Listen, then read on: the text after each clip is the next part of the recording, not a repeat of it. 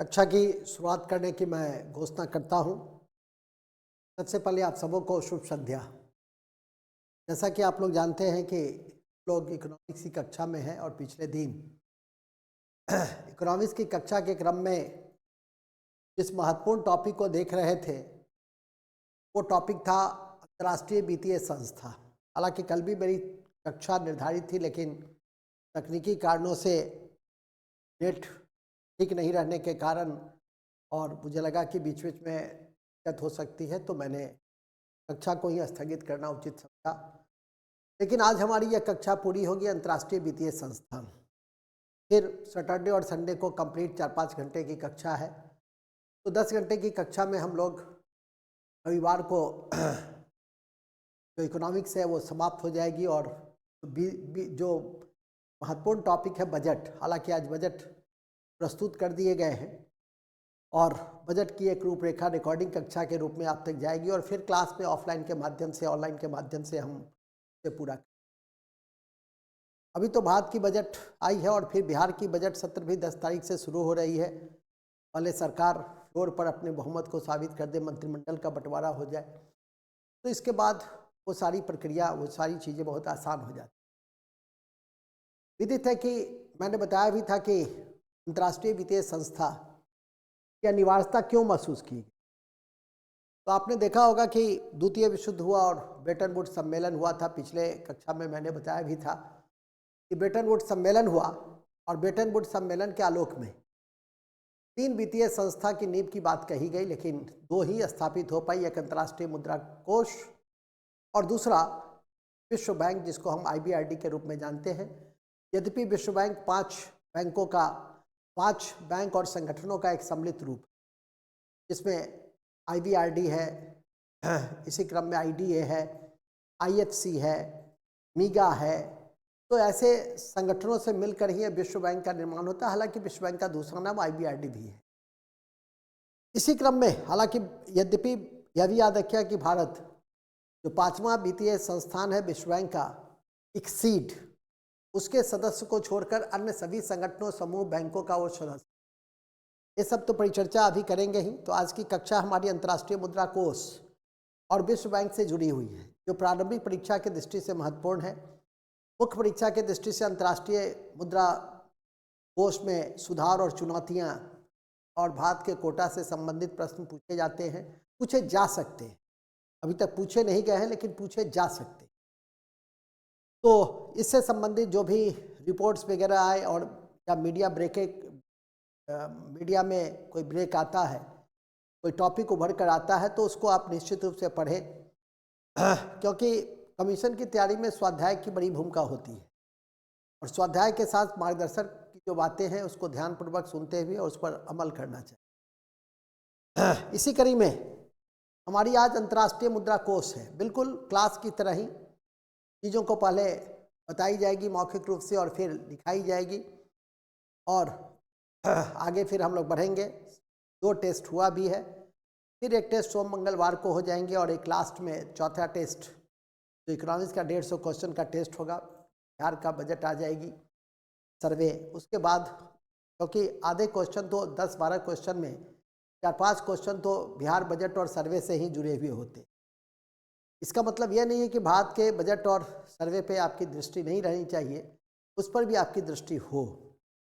हम लोग Bretton Woods सम्मेलन के आलोक में 1944 की बातें कर रहे थे और IMF की जो स्थापना हुई और 27 दिसंबर 1945 को अंतर्राष्ट्रीय मुद्रा कोष की स्थापना हुई, जिसके आरंभिक सदस्य में 45 सदस्य। मुख्यालय के दृष्टि से अभी लिखना नहीं है, जब मैं कहूँगा तब आप लिखेंगे। मुख्यालय के दृष्टि से वाशिंगटन DC इसका मुख्यालय थे और उद्देश्य जो जितने भी सदस्य देश थे उनके भुगतान के संतुलन की समस्या का समाधान करना, अंतर्राष्ट्रीय व्यापार के संतुलित विकास पर ध्यान देना और अंतर्राष्ट्रीय मौद्रिक सहयोग को प्रोत्साहित करना।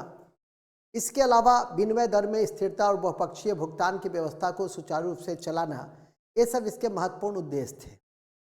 आप लोग की जानकारी में है ही कि बहुपक्षीय जो भुगतान की व्यवस्था थी उसको स्थापित करने के लिए विनिमय प्रतिबंधों को समाप्त किया गया या उसे कम किया गया और 1997 ईस्वी से अंतर्राष्ट्रीय मुद्रा कोष अपने समस्त लेन देन के लिए एक व्यवस्था अपनाई जिसका नाम था SDR, स्पेशल ड्राइंग राइट, विशेष आरोहण अधिकार। अभी ध्यान से सुनिए, और मैं बार बार कहता हूं, जिसको आप लोग ध्यान नहीं देते हैं तो अपने ही काम कीजिएगा तो आगे बढ़िएगा।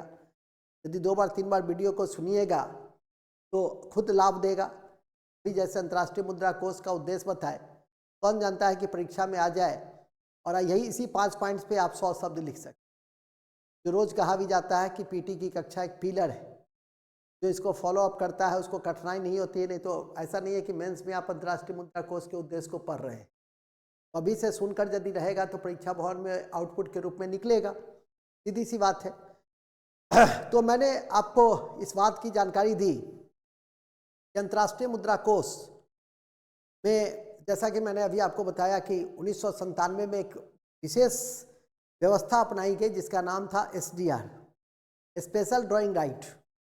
यद्यपि 1 जनवरी ध्यान रखिए कि इसकी शुरुआत 1 जनवरी 1981 से ही स्पेशल ड्राइंग राइट की शुरुआत हुई।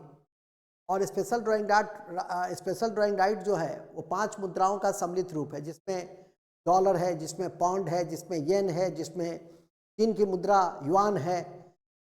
तो ये महत्वपूर्ण है और यह अल्पकालिक ऋण देता है।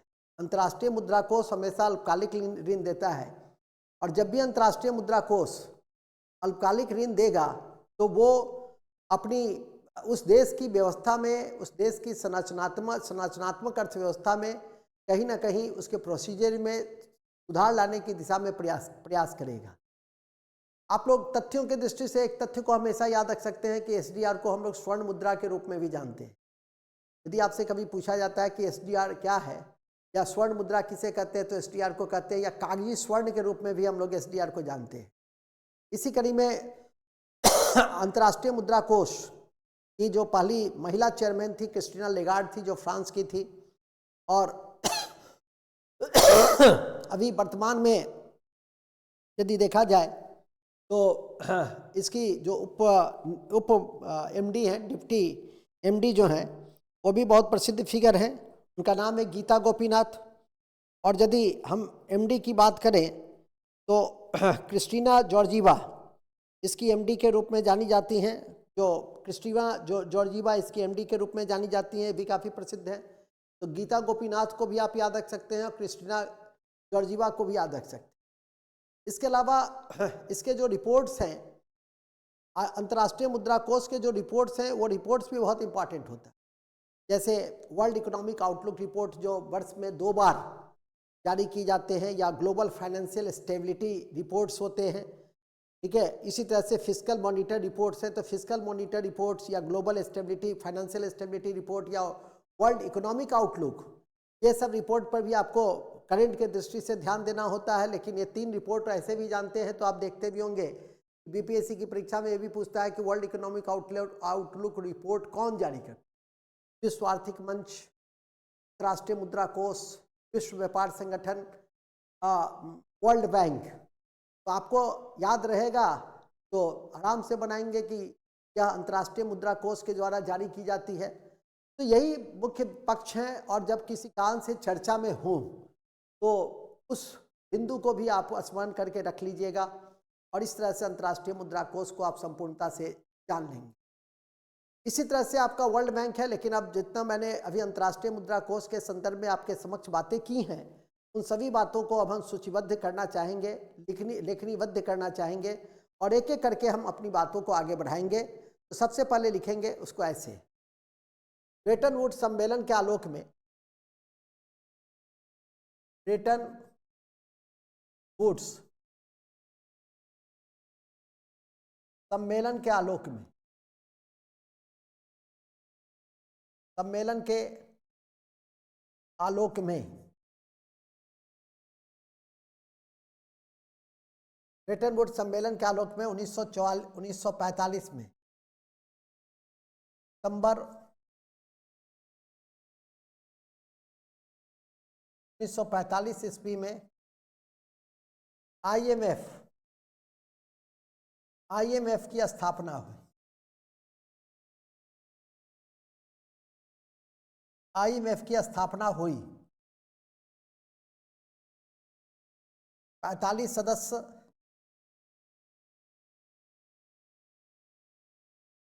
संस्थापक थे और मुख्यालय, और इसका मुख्यालय था वाशिंगटन डीसी। लिखेंगे ब्रेटन वुड्स सम्मेलन के आलोक में, ब्रेटन वुड्स सम्मेलन के आलोक में दिसंबर 1945 को आईएमएफ की स्थापना हुई। आईएमएफ की स्थापना हुई। संस्थापक सदस्य 45 थे।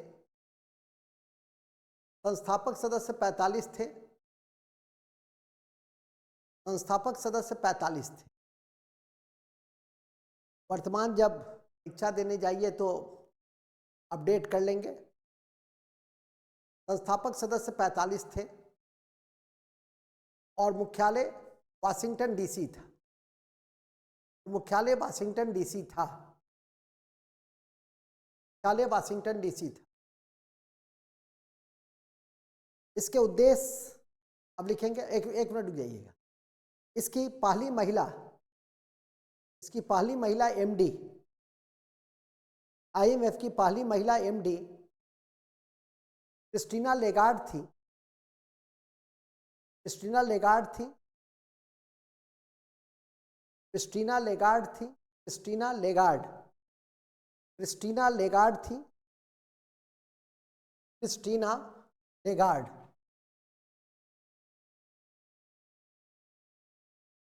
लेगार्ड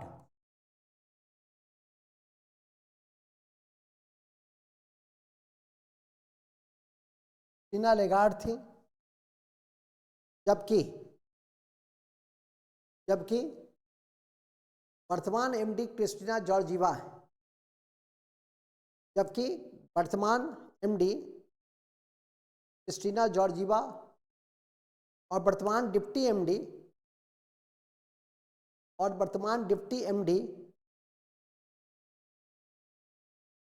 गीता गोपीनाथ भारत की। गीता गोपीनाथ भारत की। गीता गोपीनाथ भारत की। अब लिखेंगे उसके उद्देश्य।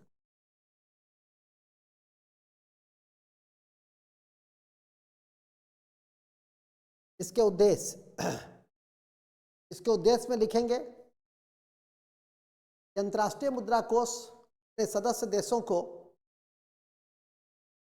अंतर्राष्ट्रीय मुद्रा कोष अपने सदस्य देशों को उधार कार्यक्रमों के लिए अल्पकालिक ऋण देता है। अंतर्राष्ट्रीय मुद्रा कोष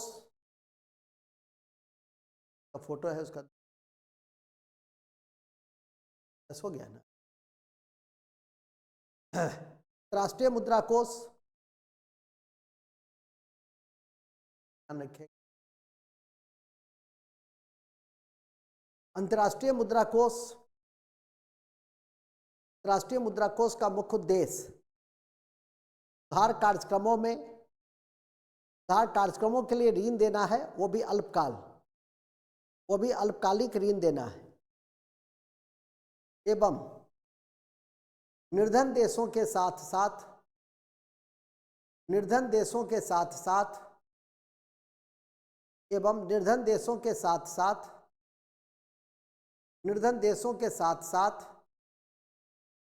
धनी देशों को भी यह ऋण प्रदान करता है। धनी देशों को भी यह ऋण प्रदान करता है। दूसरा पॉइंट, भुगतान संतुलन की समस्या के निवारण में इसकी भूमिका होती है। पॉइंट नंबर, भुगतान संतुलन के निवारण में इसकी भूमिका होती है। ठीक है, 2 पॉइंट याद रखिए।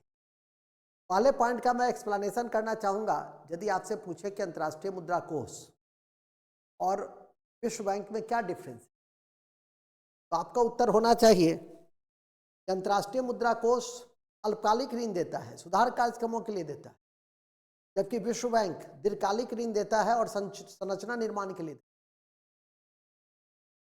विश्व बैंक विकासशील देशों को देता है, जबकि अंतर्राष्ट्रीय मुद्रा कोष निर्धन और धनी दोनों देशों को देता है और अल्पकाल के लिए देता है, जबकि विश्व बैंक जो है वो दीर्घकाल के लिए लोन देता है।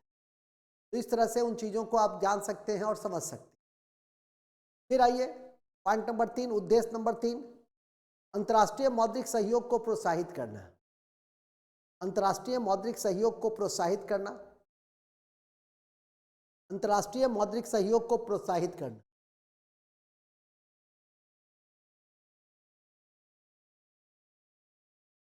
अंतर्राष्ट्रीय मुद्रा कोष को प्रोत्साहित करना, मौद्रिक सहयोग को प्रोत्साहित करना, अंतर्राष्ट्रीय मौद्रिक सहयोग को प्रोत्साहित करना। अंतर्राष्ट्रीय व्यापार का संतुलित विकास, अंतर्राष्ट्रीय व्यापारिक संतुलन का, व्यापार का संतुलित विकास करना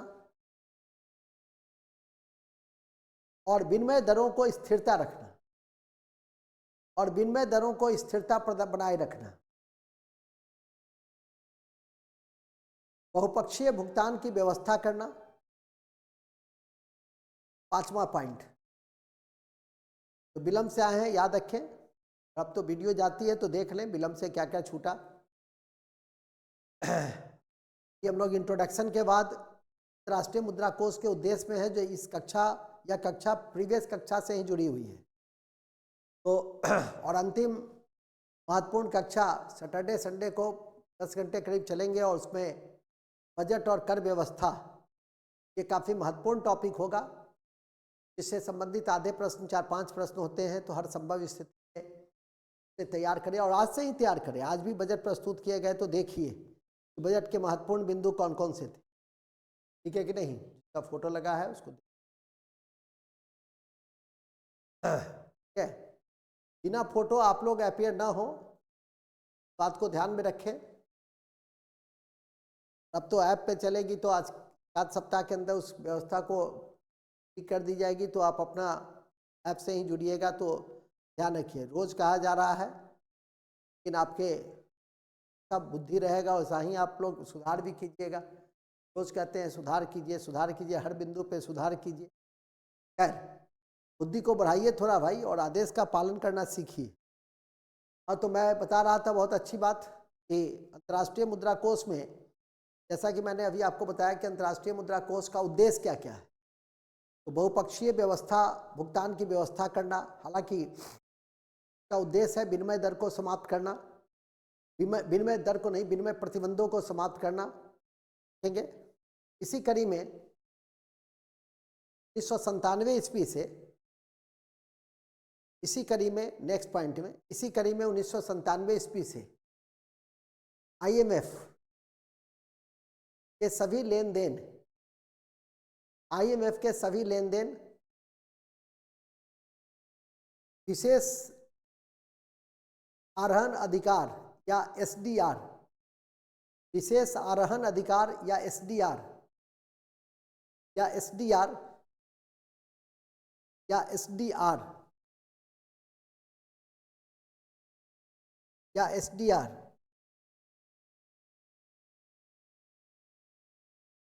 special drawing right, special drawing right, याद रखिएगा। ये जो स्पेशल ड्राइंग राइट है SDR, से हम पेपर गोल्ड भी कहते हैं, से हम पेपर गोल्ड भी कहते हैं, या गोल्ड कॉइन के रूप में भी जानते हैं। लिखेंगे SDR के माध्यम से होती है, भूलेंगे नहीं। 1971 में $1 को SDR माना गया। भूलेंगे नहीं कि 1971 में $1 को SDR माना गया, एक SDR माना गया। लेकिन 1981 ईस्वी से 1981 ईस्वी से SDR का मूल्य 5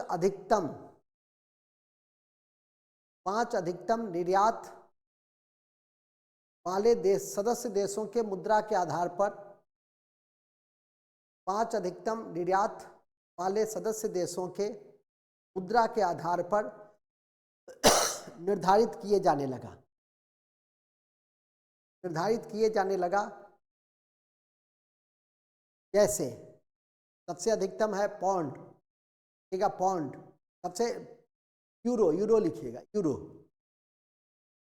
यूरो कॉमा ब्रिटेन का पौंड, अमेरिका का डॉलर, जापान का येन और चीन की मुद्रा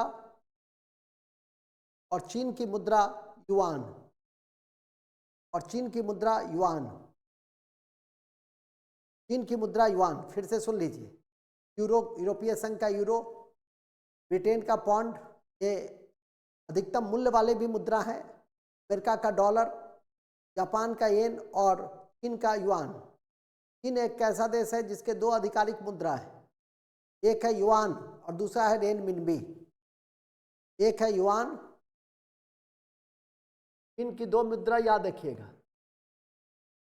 एक है युआन और दूसरा है रेनमिनबी, लेकिन एसडीआर में युआन है, रेनमिनबी, ठीक है। इन बिंदुओं को ध्यान में करके रखिएगा। फिर लिखिएगा आईएमएफ में एसडीआर स्वर्ण मुद्रा की भूमिका में रहता है,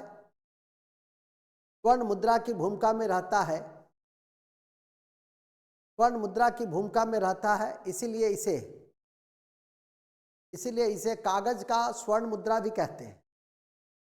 इसीलिए इसे कागज की स्वर्ण मुद्रा भी कहते हैं। इसीलिए इसे कागज की स्वर्ण मुद्रा के रूप में भी जानते हैं। स्वर्ण मुद्रा के रूप में भी जानते हैं,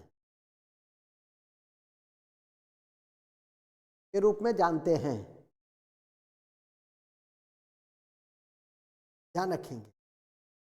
नोट, अंतर्राष्ट्रीय मुद्रा कोष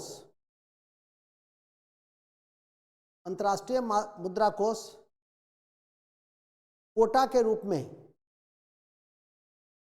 के रूप में संचालित किए जाते हैं और सभी सदस्य देशों का एक कोटा निर्धारित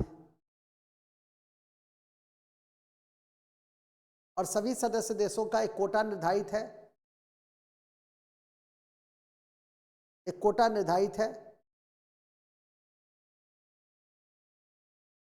इसका संबंध वोट देने के अधिकार और ऋण लेने की अनुमति से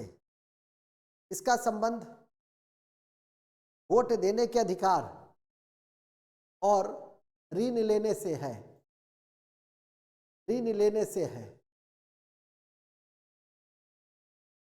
नोट में लिख देंगे, भारत का कोटा 2.5% है। भारत का कोटा 2.5%, 2.5% है, ठीक है। तो आईएमएफ में जब सुधार की बातें होती हैं तो सबसे बड़ा सुधार कोटा के रूप में ही होती है।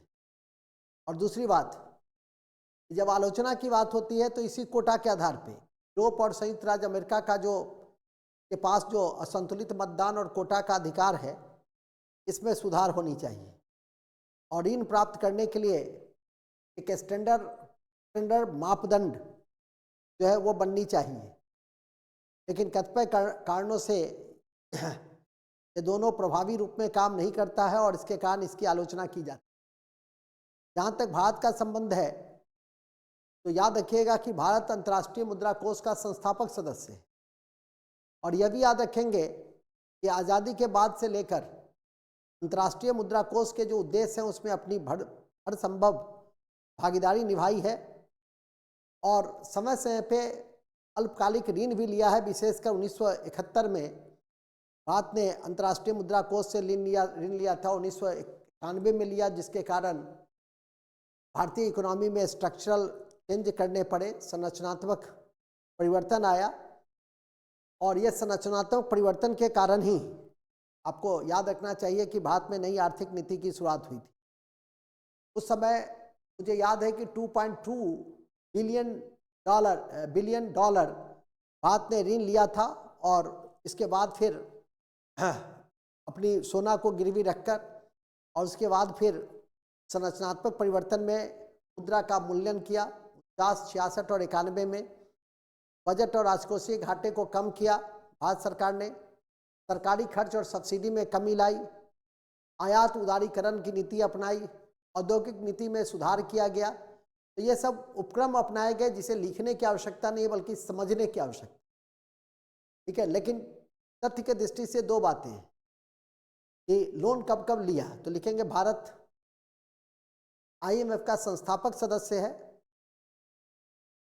भारत IMF का संस्थापक सदस्य है और इसी कड़ी में 1971 और 1991 में ऋण लिए, 1971 और 91 में ऋण लिया एवं संरचनात्मक सुधार की नीति अपनाई, एवं संरचनात्मक सुधार की नीति अपनाई, एवं संरचनात्मक सुधार की नीति अपनाई, एवं संरचनात्मक सुधार की नीति अपनाई संरचनात्मक सुधार की नीति अपनाई, ठीक है। पॉइंट और लिख देंगे। अति महत्वपूर्ण है कि अंतर्राष्ट्रीय मुद्रा कोष की कई रिपोर्ट्स उल्लेखनीय है, जैसे अति महत्वपूर्ण है कि अंतर्राष्ट्रीय मुद्रा कोष के कई रिपोर्ट्स उल्लेखनीय है, जैसे जैसे जैसे जैसे जैसे वर्ल्ड इकोनॉमिक आउटलुक, वर्ष में 2 बार जारी होता है। World economic outlook, world economic outlook, world economic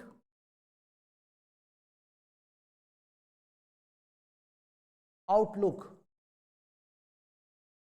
के बाद है ग्लोबल फाइनेंशियल स्टेबिलिटी रिपोर्ट, क्या कि नहीं, global financial stability reports. Financial से जुड़ा हुआ कोई भी रिपोर्ट्स का संबंध अंतर्राष्ट्रीय मुद्रा कोष से ही होता है और इसको ध्यान में रखेंगे। और एक और अभी मैंने थोड़ा देर पहले कहा था फिस्कल मॉनिटर रिपोर्ट्स, तो फिस्कल मॉनिटर रिपोर्ट्स को भी आप याद रख सकते हैं। फिस्कल मॉनिटर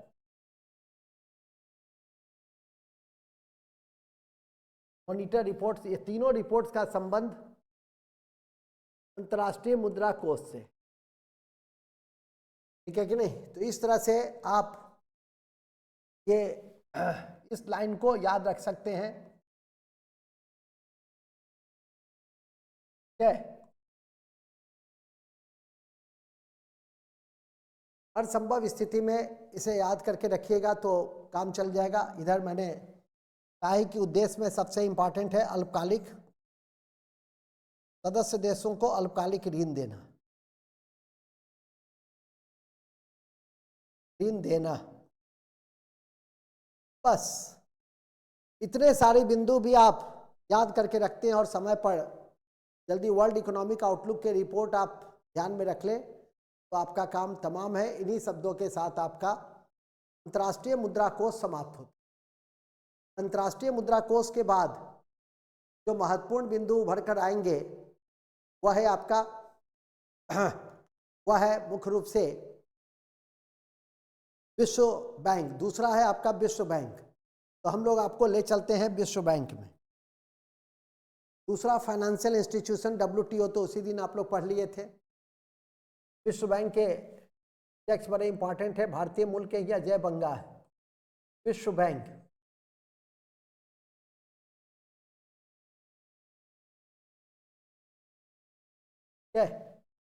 वर्ल्ड बैंक,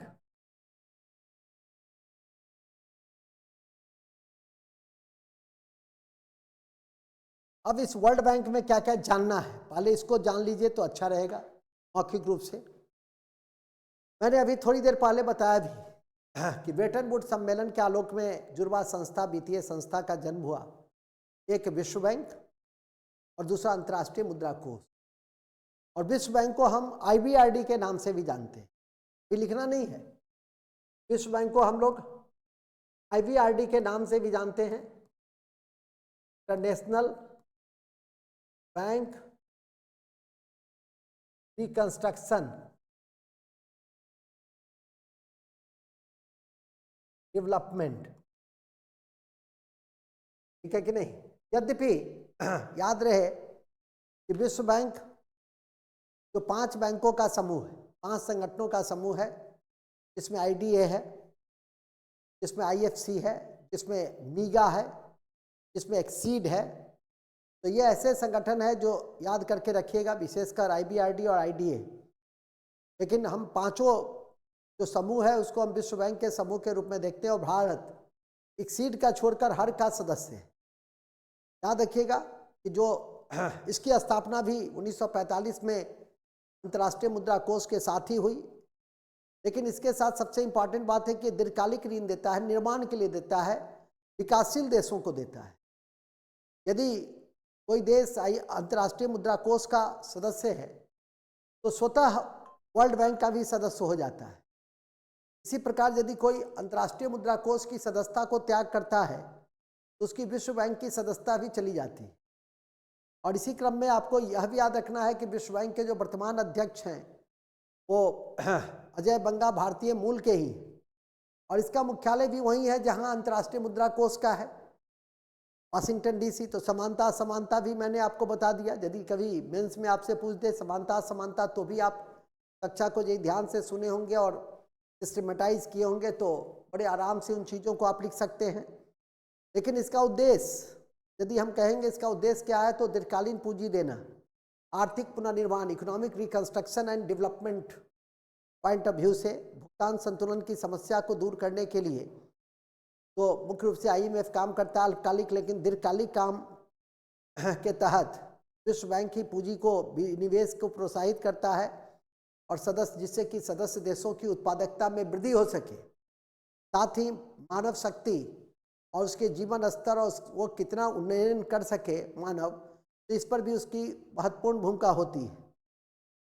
मैं इस बात की जानकारी आपको दे दूं, इसके जो 5 बैंक हैं वो 5 बैंक आपकी परीक्षा के लिए बहुत इंपॉर्टेंट है। साथ ही उसकी जो विश्व बैंक की जो रिपोर्ट है, विश्व विकास रिपोर्ट, वो आपकी परीक्षा की दृष्टि से काफ़ी मायने रखता है। तो इस तरह से इन चीज़ों को आप याद रखेंगे तो आपका काम तमाम हो जाए। बात करते हैं, लिखते हैं विश्व बैंक, लिखिएगा। ब्रेटन वुड्स सम्मेलन के आलोक में, ब्रेटन वुड्स सम्मेलन के आलोक में, इसमें भी वही है, ब्रेटन वुड्स सम्मेलन के आलोक में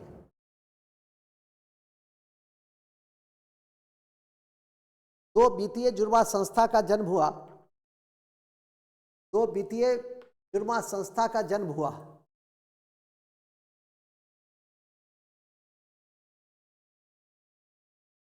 जो दो वित्तीय जुड़वा संस्था का जन्म हुआ, एक IMF और दूसरा वर्ल्ड बैंक। वर्ल्ड बैंक जिसे जिसे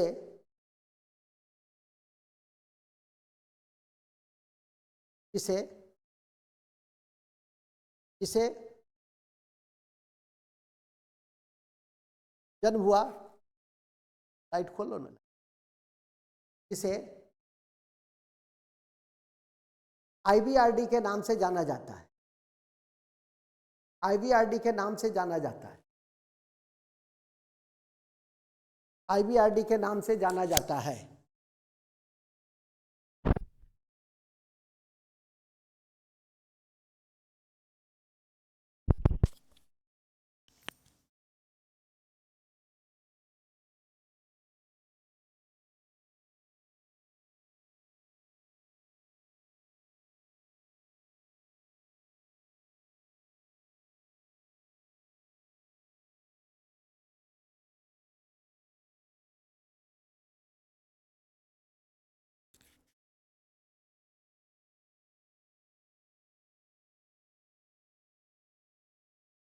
इसे IBRD के नाम से जाना जाता है, IBRD के नाम से भी जाना जाता है।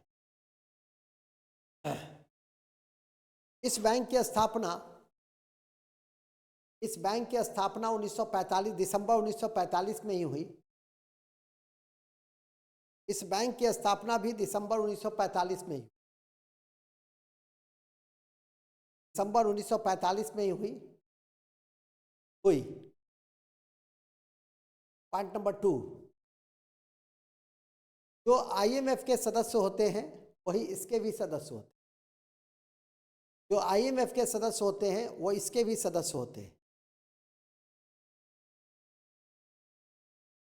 जो IMF के सदस्य होते हैं वो इसके भी सदस्य होते हैं,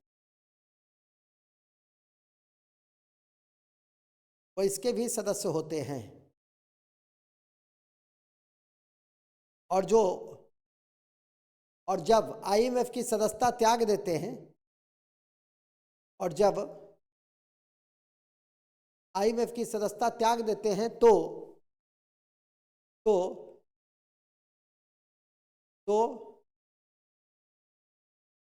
वे वर्ल्ड बैंक की सदस्यता को भी त्याग देते हैं।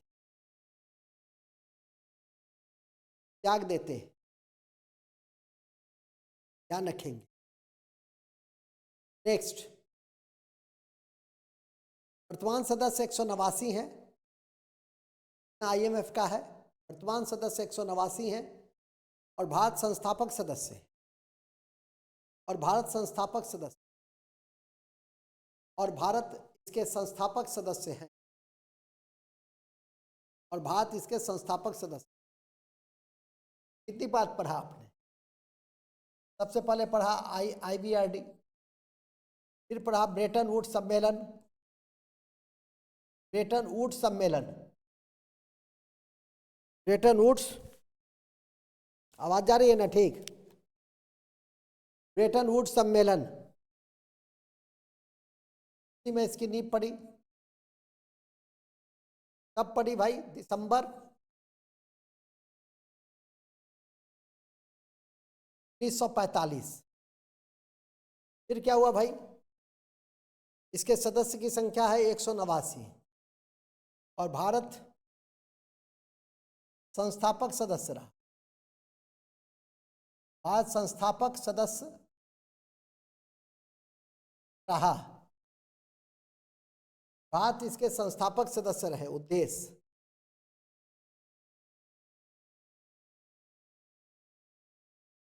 ठीक है कि नहीं? उद्देश्य नहीं, सदस्यता।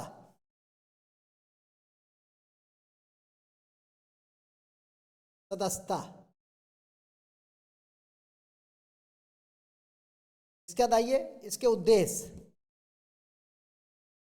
उद्देश्य में क्या लिखे थे? दीर्घकालीन ऋण देना। क्यों ऋण देना दीर्घकालीन? पुनर्निर्माण और विकास के लिए एवं विकास के लिए। पुनर्निर्माण और विकास के लिए ऋण प्रदान करना, है कि नहीं? अब आइए इसका पुराना, इसे लिखेंगे विश्व बैंक को IBRD के नाम से भी जानते हैं। IBRD के नाम से भी जानते हैं। यह 5 संगठनों का सम्मिलित रूप है। यह 5 संगठनों का सम्मिलित रूप है। 5 संगठनों का सम्मिलित रूप है।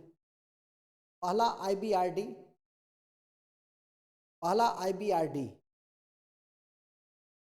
दूसरा IDA, दूसरा IDA,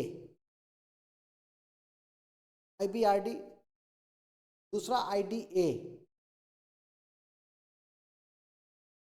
तीसरा IFC,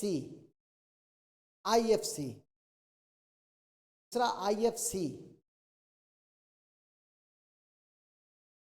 चौथा IFC का पूरा नाम लिख लेंगे, इंटरनेशनल फाइनेंस कॉरपोरेशन। ठीक है। पहला कौन सा है? IBRD। दूसरा कौन सा है? IDA, international development agency. International development agency. और एक लाइन लिख देंगे, उदार ऋण की खिड़की कहते हैं, इसे उदार ऋण की खिड़की के नाम से भी जाना जाता है। और तीसरा है IFC, international finance corporation. International finance corporation.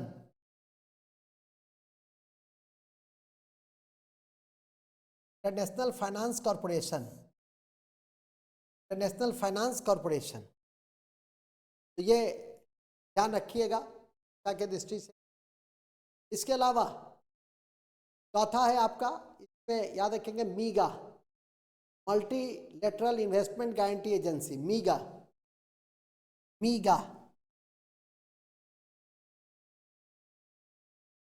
Multilateral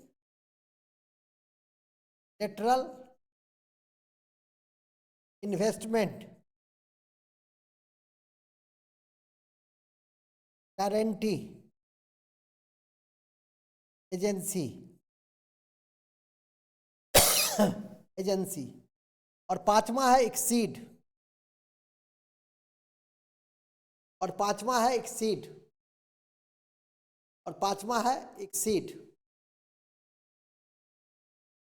exceed में लिख देंगे भारत एक्सीड का सदस्य नहीं है, अर्थात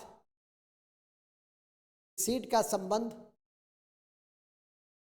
का संबंध निवेश विवाद के निपटारे के लिए अंतर्राष्ट्रीय मंच से, राष्ट्रीय केंद्र के रूप में, निवेश विवाद से संबंधित अंतर्राष्ट्रीय केंद्र के रूप में है।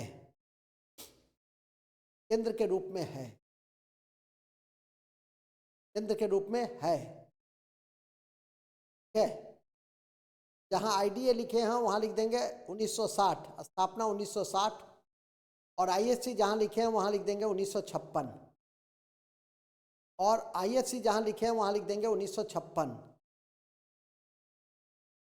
तो कभी फंस नहीं सकते हैं, है कि नहीं? तो फंसने में कहीं कोई आपको नहीं फंसने में आपकी भूमिका होगी, क्योंकि छोटे छोटे तथ्य 56, 60 तो ध्यान रखिएगा। नोट में लिख देंगे विश्व बैंक में सबसे बड़ा हिस्सा अमेरिका का है, उसके बाद जापान और जर्मनी का है। विश्व बैंक में सबसे बड़ी हिस्सा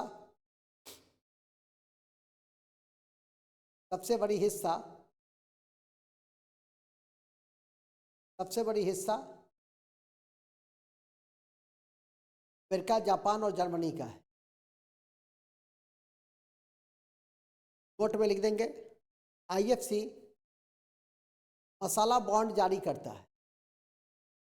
IFC मसाला बॉन्ड को प्रस्तावित करता है जो रुपया अंकित मूल्य है और यह सार्वजनिक एवं निजी क्षेत्र के ऋण वित्तीयन का स्रोत है। याद रखिएगा इसको। सामाजिक क्षेत्र के सार्वजनिक और निजी क्षेत्र के, उस दिन बताया भी था मसाला बॉन्ड के विषय में, तो ये IFC ही जारी करता है। ठीक है, तो ध्यान रखिएगा।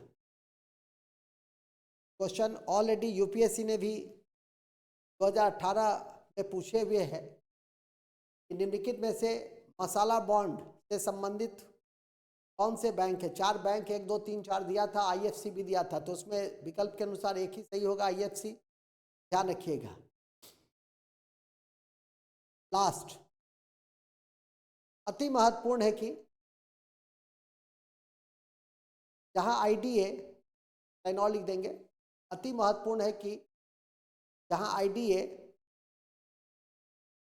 विश्व बैंक की रियायती ऋण की खिड़की मानी जाती है, आईडीए जहां विश्व बैंक की रियायती ऋण की खिड़की मानी जाती है, वहीं आईएफसी विकासशील देश के निजी क्षेत्रक को, विकासशील देश के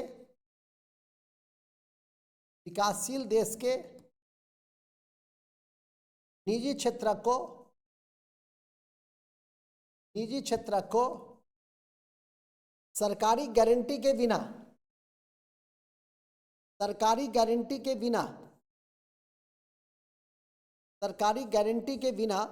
ऋण देता है। सरकारी गारंटी के बिना ऋण देता है। कितनी इंपॉर्टेंट बात आपको बताई मैंने। सरकारी गारंटी के बिना यह ऋण देता है, क्या कि नहीं? इसको याद रखिएगा दोनों को। फिर लिखेंगे, भूलेंगे नहीं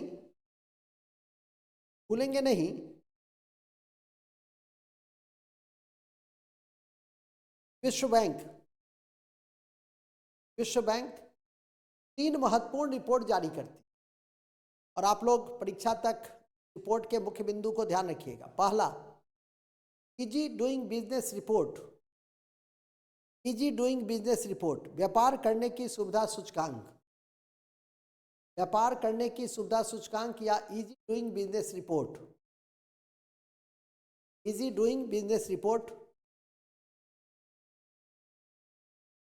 दूसरा, मानव पूंजी रिपोर्ट। तीसरा, विश्व विकास रिपोर्ट। तो शुरुआती दिन में भी लिखाए थे विश्व विकास रिपोर्ट, मानव पूंजी रिपोर्ट, विश्व विकास रिपोर्ट और इजी डूइंग बिजनेस रिपोर्ट। और ये तीनों रिपोर्ट जो है ये वर्ल्ड बैंक से संबंधित है। परीक्षा के दृष्टि से इसके नवीन लिख देंगे नोट में। परीक्षा में जाने से पहले इसके नवीनतम बिंदु पर नजर रखेंगे। परीक्षा में जाने से पहले इसके नवीनतम बिंदु पे नजर रखेंगे। परीक्षा में जाने से पहले इसके नवीनतम बिंदु पे नजर रखेंगे। पॉइंट नंबर 2, ठीक है। पॉइंट नंबर 2 है, ध्यान रखें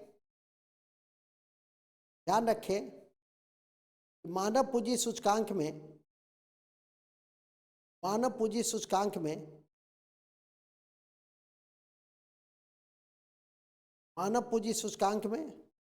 मुख्यतः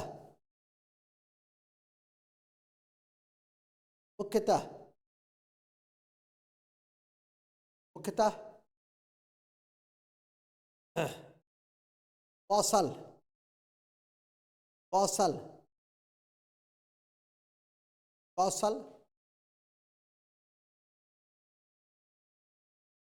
के बाद स्वास्थ्य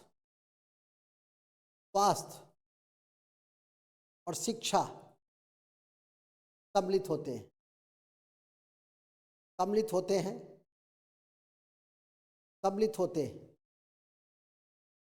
भारत में मानव पूंजी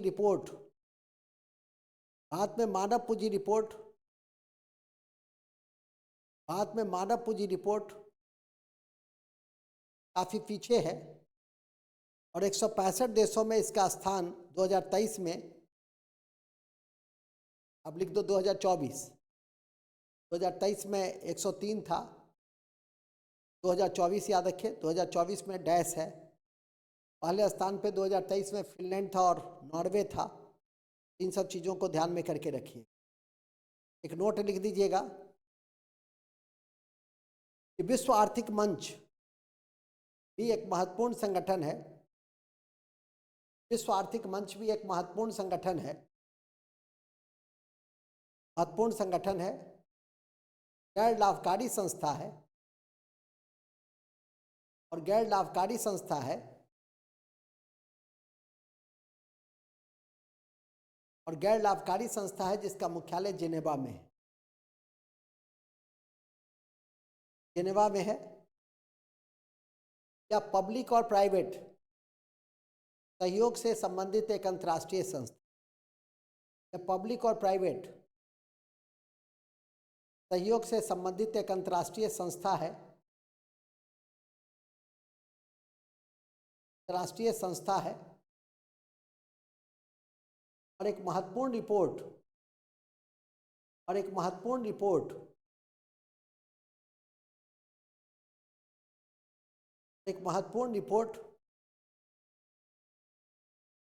जेंडर गैप रिपोर्ट, महत्वपूर्ण रिपोर्ट जेंडर गैप रिपोर्ट इत्यादि जारी करता है। इसके अलावा global human capital indicators, global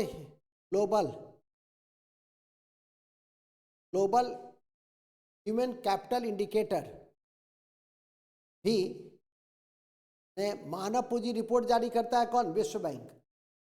इसके अलावा वैश्विक मानव या ग्लोबल ह्यूमन कैपिटल इंडिकेटर विश्व आर्थिक मंच के द्वारा ही जारी किए जाते हैं। विश्व आर्थिक मंच के द्वारा ही जारी किए जाते हैं।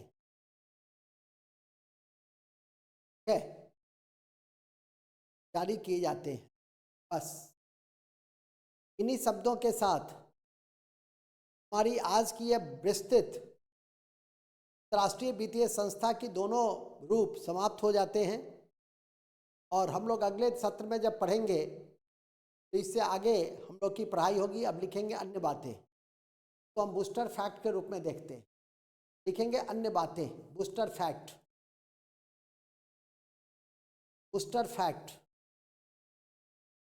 सबसे पहला बूस्टर फैक्ट लिखिएगा। सबसे पहला बूस्टर फैक्ट लिखेंगे मैकलेगन समिति का संबंध और वैद्यनाथ समिति का संबंध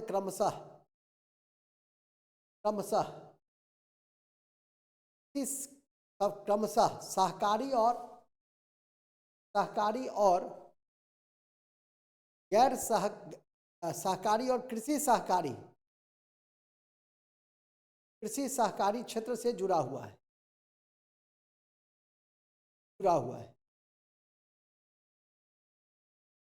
फैक्ट नंबर 2, देश का पहला मोबाइल बैंक खरगोन मध्य प्रदेश में शुरू किया गया। देश का पहला मोबाइल बैंक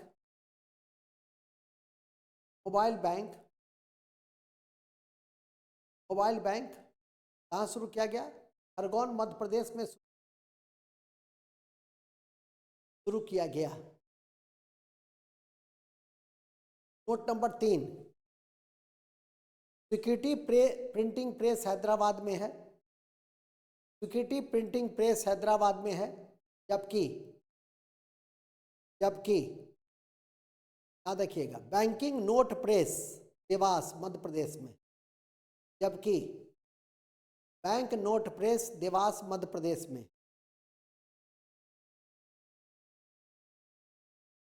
स्वीकृति पेपर मिल होशंगाबाद में है। स्वीकृति पेपर मिल होशंगाबाद में।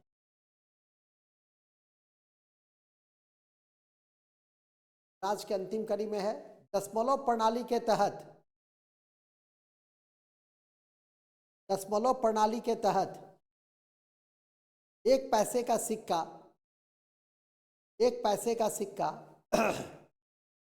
एक पैसे का सिक्का 1962 में जारी किया गया, 1962 में जारी किया गया था, 1962 में जारी किया गया। और लिखिए, ब्रिटिश सरकार ने कागज की मुद्रा, ब्रिटिश सरकार ने कागज की मुद्रा 1882 में शुरू किया था, 1882 में शुरू किया। छोटे छोटे परीक्षा में एक तथ्य पूछा जाता है कि कितनी भाषा होती है, एक नोट पर कितनी भाषा होती है, तो 15। तो लिखेंगे प्रत्येक बैंक नोट पर उसकी राशि 15 भाषाओं में लिखी जाती है, राशि 15 भाषाओं में लिखी जाती है, राशि 15 भाषा में लिखी जाती है। कितनी भाषा में लिखी जाती है? 15 भाषा में लिखी। इन छोटे छोटे तथ्यों के साथ जो बड़ी बड़ी चीजें बताई गई हैं, कि आप हर संभव स्थिति में याद करके रखेंगे तो अच्छा रहेगा। थोड़ी देर के बाद लोगों को व्हाट्सएप से जुड़े रहिए और रिकॉर्डिंग कक्षा थोड़ी देर में जाएगी, जिसको आप तैयार कर लेंगे अपनी कॉपी में, के लिए इम्पोर्टेंट होंगी। फिर लाइव ऑफलाइन ऑनलाइन में आपको हम बजट और अन्य बिंदुओं से परिचय कराएंगे। जय हिंद, जय Bharat. Thank you very much, बहुत बहुत धन्यवाद। Thank you.